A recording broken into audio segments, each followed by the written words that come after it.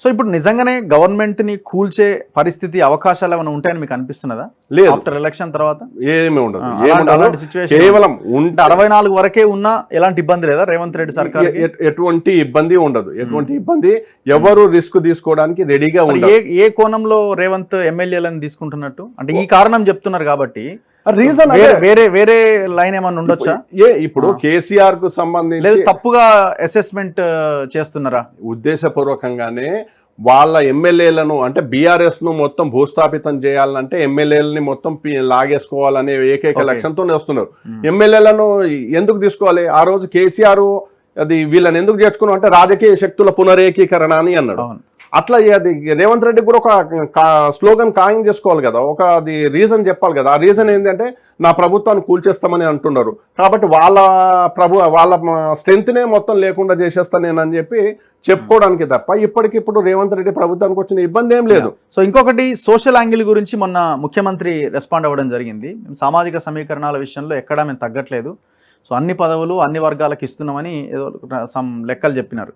Social మీడియాను చూసి మీరు ప్రమాదంలో పడతారు, మీరు ఆ సోషల్ మీడియాను చూడకండి అని కూడా ఆ రిపోర్టర్కి చెప్పినట్టున్నారు. సో అంటే ఈక్వేషన్ ఎట్లా కనిపిస్తున్నది? ఇప్పుడు మీరు ఫర్ ఎగ్జాంపుల్ ఎంపీ టికెట్ల విషయం చూసినా కూడా చాలా దారుణమైన పరిస్థితే కనబడుతున్నది. అంటే ఒకటి వాస్తవం చెప్పాలంటే అంటే కాంగ్రెస్ పార్టీ లోక్సభ అది అసెంబ్లీ ఎన్నికల టైం లోపల కూడా క్లియర్గా చెప్పడం జరిగింది. జనాభాలో ఎవరు ఎంత ఉన్నారో వాళ్ళ దామాషా ప్రకారం వాళ్ళకు ప్రాతినిధ్యం కల్పిస్తామని అప్పట్లో జరిగింది. జిత్ని భాగీదారి ఉస్ని జిమ్మేదారి అని చెప్పేసి ఆ టైప్ లోపల చెప్తూ వచ్చారు.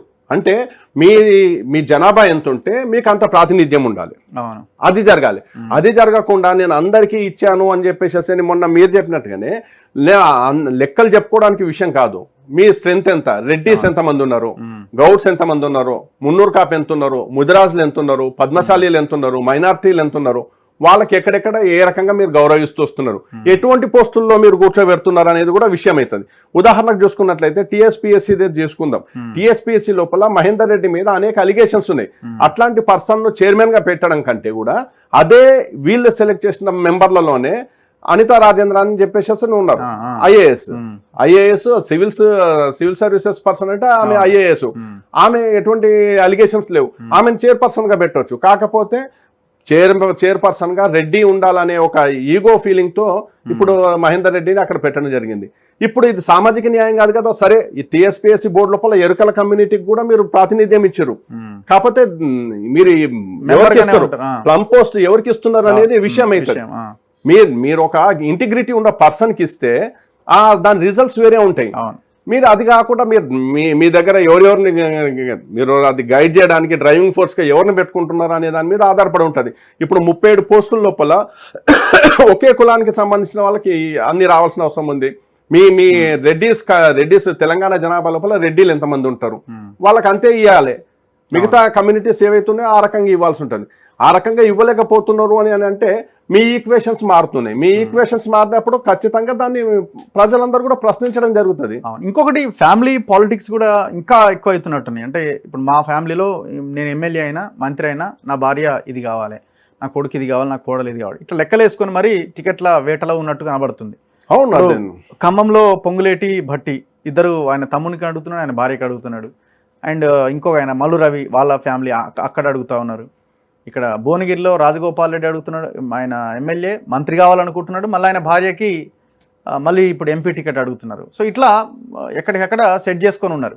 అంటే రేవంత్ రెడ్డి అనే పర్సన్లో ఉన్నటువంటి ఒక పొలిటికల్ ఇన్ఫీరియారిటీ కాంప్లెక్స్, అంటే కాంగ్రెస్ పార్టీలో నేను జూనియరు అనే ఒక ఇన్ఫీరియారిటీ కాంప్లెక్స్ను వాళ్ళు దాన్ని ఎక్స్ప్లాయిట్ చేయడానికి ట్రై చేస్తున్నారు. ముందు నుంచి ఉన్న మేము సీనియర్స్ అనే ఒక ట్యాగ్ లైన్తో వాళ్ళు ఎక్స్ప్లాయిట్ చేయడానికి ప్రయత్నిస్తూ వస్తున్నారు కాబట్టి ఈ రకమైన సిచ్యుయేషన్స్ వస్తున్నాయి. కాకపోతే ఈరోజు రేవంత్ రెడ్డి నిర్ణయాలు తీసుకోవడానికి సంబంధించి ఖచ్చితమైన నిర్ణయాలు అంటే హైకమాండ్ను కాదని వెళ్ళే పరిస్థితి అయితే ఉండదు. కాకపోతే హైకమాండ్ను ఇన్ఫ్లుయెన్స్ చేయడం లోపల ఇప్పుడు రేవంత్ రెడ్డికి ఎన్ని అవకాశాలు ఉన్నాయో సీనియర్లకు కూడా అంతే అవకాశాలు ఉంటాయి. ఈ పరిస్థితి లోపల రేవంత్ రెడ్డి చేయగలిగేది ఏంటంటే ఇప్పుడు కోమటిరెడ్డి రాజగోపాల్ రెడ్డి వైఫ్ కంటే బలమైన క్యాండిడేట్ ఎవరు అనేది చూపించగలగాలి. ఖమ్మం లోపల పొంగులేటి భట్టి ఫ్యామిలీలకు సంబంధించి వాళ్ళకంటే కూడా బలమైన క్యాండిడేట్ ఎవరనేది చూపించగలగాలి. అదే సందర్భం లోపల ఇతర పార్టీల నుంచి తీసుకోవడం అనే దానికంటే కూడా మీ పార్టీలో ఉన్న వాళ్ళని ఎంతవరకు ఎలివేట్ చేయగలిగే అవకాశం ఉంటుందనేది చూసుకోవాల్సిన అవసరం ఉంటుంది. ఈరోజు మహబూబ్ నగర్ జిల్లా లోపల కూడా అంటే వంశీ చంద్రెడ్డి గురించి కానీ లేదంటే నాగర్ కర్నూలు లోపల ఇంకా కాని ప్రకటన జరగలేదు.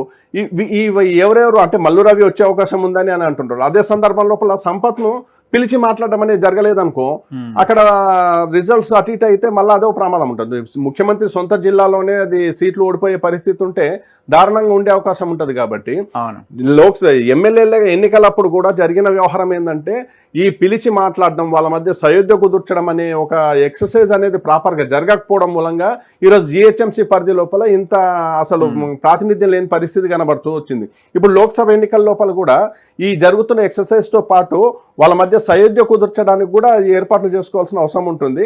ఆ ఎక్సర్సైజ్ జరుగుతున్నట్టుగా ఎక్కడ దాఖలా కనిపించట్లేదు.